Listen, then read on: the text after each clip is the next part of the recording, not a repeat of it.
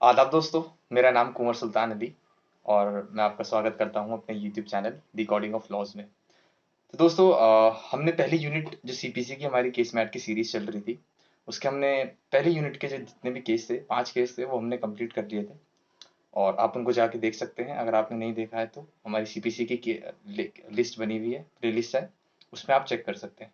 तो आज हम जो है अगले केस करेंगे। ये हमारा 6th केस होगा सीपीसी सीरीज का और आज का ये केस है चुन्नीलाल मेहता वर्सेस जो सन्स एंड लिमिटेड कंपनी थी, Chunnilal Mehta and son limited versus century manufacturing company limited. तो बेसिकली चुन्नीलाल का जो हमारा केस है, इसके फैक्ट्स कुछ इस तरह हैं कि जो चुन्नीलाल जो होता है, ये प्लेंटिफ होता है इसमें। इसको ना एज अ मैनेजिंग डायरेक्टर जो है अपॉइंट करती है ये मैन्युफैक्चरिंग सेंचुरी जो है लिमिटेड, 21 साल के लिए। और उसके बाद ना इसको टर्मिनेट कर दिया जाता है। तो ये जो है फिर प्लेंटिफ जो होता है, ये प्लेंट फाइल करता है और कॉम्पनसेशन के लिए करता है बॉम्बे हाई कोर्ट में।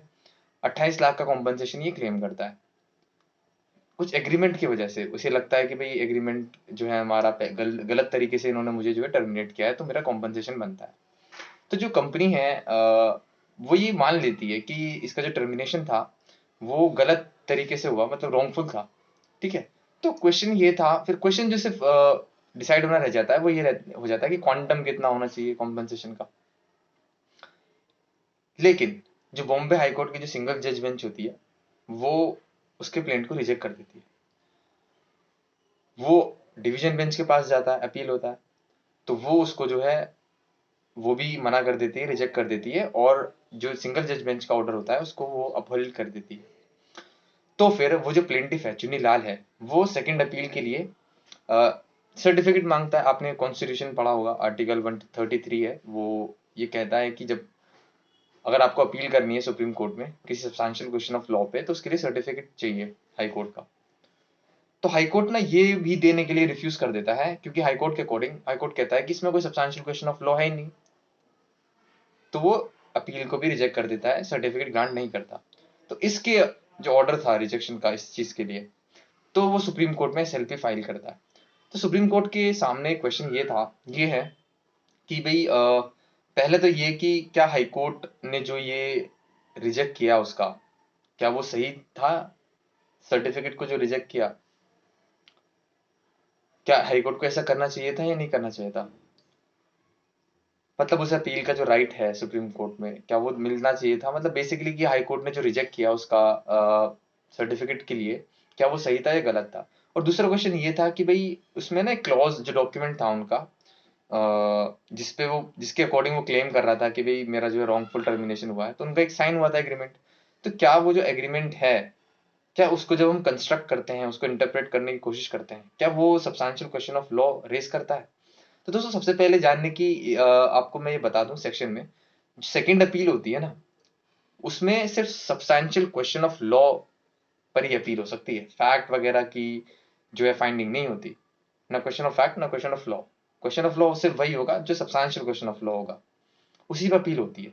तो इससे ये क्वेश्चन अराइज होता है कि भाई जो डॉक्यूमेंट है, अब उसको हमें करना था, इसमें हमें कंस्ट्रक्ट करना था, समझना था, इंटरप्रेट करना था कि क्या उसका टर्मिनेशन जो है सही था गलत था। तो क्या ये जो इंटरप्रेट हम करते हैं, क्या ये सब्सटेंशियल क्वेश्चन ऑफ लॉ को रेस करता है किसी भी डॉक्यूमेंट का इंटरप्रेट करना या नहीं? और दूसरा ये था क्वेश्चन कि क्या हाई कोर्ट को देना चाहिए था सर्टिफिकेट या नहीं। तो एक दूसरे से रिलेटेड ही है ये, क्योंकि अगर वो सब्सटेंशियल क्वेश्चन ऑफ लॉ नहीं मानता कोर्ट उसको, तो फिर मना ही नहीं करता अगर मान लेता तो अब कोर्ट ऑब्जर्व करता है, सुप्रीम कोर्ट। सुप्रीम कोर्ट ये कहता है कि ये सेटल्ड लॉ है कि किसी भी डॉक्यूमेंट के टाइटल को, इनफैक्ट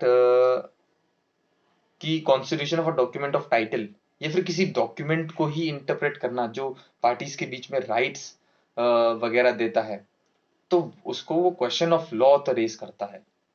अब देखना ये है सुप्रीम कोर्ट को कि क्या वो सब्सटेंशियल क्वेश्चन ऑफ लॉ है इस केस में या नहीं।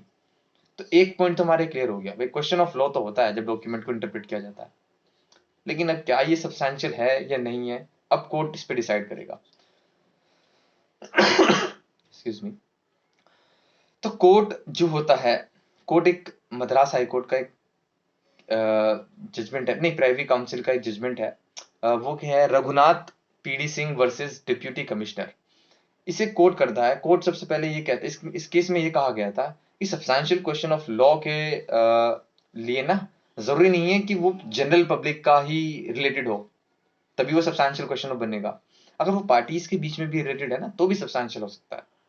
तो ये प्राइवेट काउंसिल का जजमेंट था। फिर कोर्ट, सुप्रीम कोर्ट जो टेस्ट बताता है कि कैसे हम आइडेंटिफाई करेंगे कि ये क्वेश्चन जो है सब्सटैंशियल क्वेश्चन ऑफ लॉ है या फिर हमारा ओनली क्वेश्चन ऑफ लॉ है। तो उसका टेस्ट ये है कि भाई या whether it is general public importance से रिलेटेड हो पॉइंट, या फिर हमारा डायरेक्टली सब्सटैंशियली पार्टीज से रिलेटेड हो, अफेक्ट कर रहा हो राइट्स ऑफ पार्टीज, कुछ भी हो इन दोनों में से। ठीक है।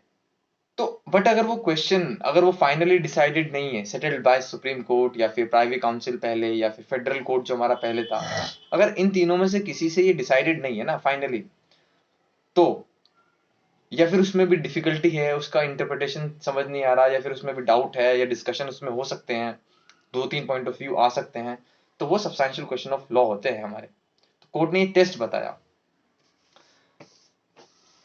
तो कोर्ट ने जब ये हमारा टेस्ट बताया है, इसमें कोर्ट फिर ये कहता है कि अगर कोई क्वेश्चन ऑफ लॉ हमारा सेटल्ड है पहले से ही, हाई कोर्ट ने या सुप्रीम कोर्ट ने, हाईएस्ट कोर्ट ने मतलब कर रखा है, प्रिंसिपल सेटल्ड है, बस उसमें सिर्फ ये बाकी है कि भाई अगर कोई केस ऐसा इस तरह से आ जाता है तो उसमें हम उसको सिर्फ अप्लाई करना है, सेटल्ड है मतलब लॉ, तो फिर वो फिर सब्सटैंशियल क्वेश्चन ऑफ लॉ नहीं होता।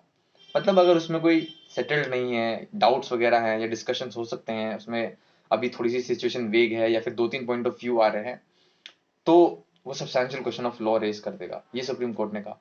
फिर सुप्रीम कोर्ट ये कहता है कि भाई जो हमारा प्रेजेंट केस है, तो ये क्वेश्चन ऑफ लॉ नहीं है सिर्फ, ये substantial question of law raise कर रहा है, क्योंकि इसमें अभी कंफ्यूजन है डॉक्यूमेंट में, ये सिंपल नहीं है, इसमें डाउट है, तो ये substantial question of law raise कर रहा है और पार्टीज को अफेक्ट कर रहा है ना। मैंने कहा था ना जनरल इंपॉर्टेंस भी हो सकता है, सुप्रीम कोर्ट ने कहा था, या फिर पार्टीज के राइट्स को अफेक्ट भी कर रहा है अगर कोई डॉक्यूमेंट या फिर क्वेश्चन ऑफ लॉ, तो वो भी जो है बन सकता है सब्सटैंशियल क्वेश्चन ऑफ लॉ अगर उसमें डाउट या फिर डिस्कशन की अगर स्पेस है। तो कोर्ट ने कहा कि ये इसमें भी डाउट की जगह है, डाउटफुल है, ये क्लियर नहीं है और इम्पोर्टेंट है, 28 लाख का क्लेम है इसमें, तो ये भी काफी बड़ा अमाउंट है। तो फिर इन चीजों को मद्देनजर रखते हुए कोर्ट ने ये कहा कि ये जो सब्सटैंशियल क्वेश्चन ऑफ लॉ है और हाई कोर्ट ने गलती की, उन्हें सर्टिफिकेट देना चाहिए था।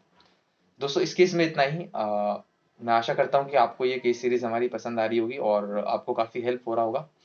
दोस्तों मैं आपसे सिर्फ रिक्वेस्ट करूंगा कि आप एक तो हमारा बेल आइकन प्रेस कर लीजिए आगे केसेस हमारे, क्योंकि हम पूरा सीपीसी हम पूरा इसको कवर करेंगे, करने की कोशिश है हमारी। और आप इसको ज़्यादा से ज़्यादा जो भी आपके फ्रेंड्स हैं फैकल्टी में या फिर कहीं और लॉ में, आप उनको प्लीज़ शेयर कीजिए, जिससे हमें मोटिवेशन मिले आपके लिए वीडियो बनाने का। Thank you.